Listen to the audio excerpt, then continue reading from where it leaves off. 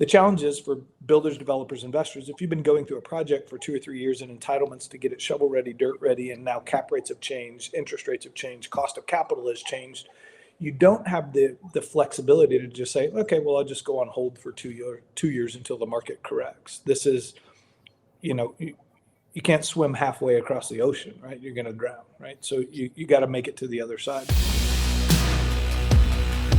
That being said, Jeremy, let's dive back into like the type of deals you're underwriting, the type of deals you're loaning to, and then the typical fund structure. So I guess it would be, timing, minimum investment, semi-liquidity. How does that all work?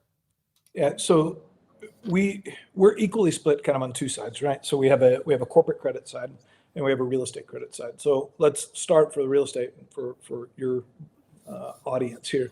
The fundamental shift it is that we've seen over the last kind of 12 to 15 months is we've seen basically deleveraging across banks and agency balance sheets across the board. So if the two of us, Brett and Jeremy, right, two wise guys, real estate, whether we're buying, building, developing, investing, otherwise, whatever our approach is, historically we were getting kind of 70 to 72% leverage, maybe a little bit better if we had a big balance sheet and a great relationship with our lender. That 70 to 72 went to high 60s, mid 60s, low 60s. Now is high 50s. Agency business, even for stabilized assets, is 50. So for those sponsors that thought they were bringing in $30, they're now bringing in 40 or 45 or 50. And so even for the largest, most experienced sponsors of multifamily or industrial or otherwise, that equity gap is painful, right?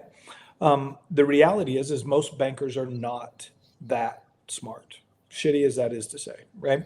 And candidly, they don't have to be, right? Because if you're loaning 5.5% capital, you don't need to take much risk. Why would you try to have to underwrite? The challenge is for builders, developers, investors, if you've been going through a project for 2 or 3 years and entitlements to get it shovel ready, dirt ready, and now cap rates have changed, interest rates have changed, cost of capital has changed, you don't have the flexibility to just say, okay, well, I'll just go on hold for 2 years until the market corrects. This is, you can't swim halfway across the ocean, right? You're going to drown, right? So you got to make it to the other side. And so this ever-growing equity gap is becoming painful. So the strategy it is that we've had and that we've employed and been finding success with is really coming in and providing preferred equity into large sponsors of multifamily and industrial assets. Retail scares me to death.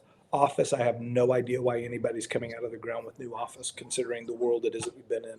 I think there's probably some opportunities in hospitality. I just don't know enough about it. The things it is that I do know is in the housing standpoint, we have a deficit to demand on housing from a unit standpoint. We have an availability issue and we have an affordability issue. And no matter who you are, where you work, how much money you make, or the car you drive, you need a place to lay your head, right? And so I see value there. From an industrial standpoint, too, we are seeing definitely a significant demand in kind of onshoring. We are seeing the Amazon effect and distribution effect with RDCs, cold storage and warehouse all the way across the country in certain pockets. Arizona is probably one of the best in the entire country. And vacancy rates there are, sub 3%. So for us, when we're investing in those things, that's where it is that I'm investing. We invest only in a couple of markets in the real estate side. So I'm in about 12 states. We can invest anywhere across the country, but I kind of don't care about your apartment building in Cleveland. I'm sure it's awesome, just not for me. We're really looking at these markets to where it is that we're seeing not only kind of employment growth, but population migration, right? So we're kind of Washington, Oregon. We skip over California because it's basically become Venezuela.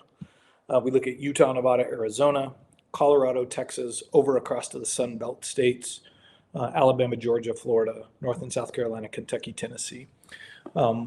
These markets where historically they've probably been a B or a B plus market that are now having their kind of, day in the sunlight, right? Nashville, Asheville, Knoxville, Sarasota, Tampa, Atlanta, Dallas, Phoenix, Tucson, Salt Lake City. I love those markets are great.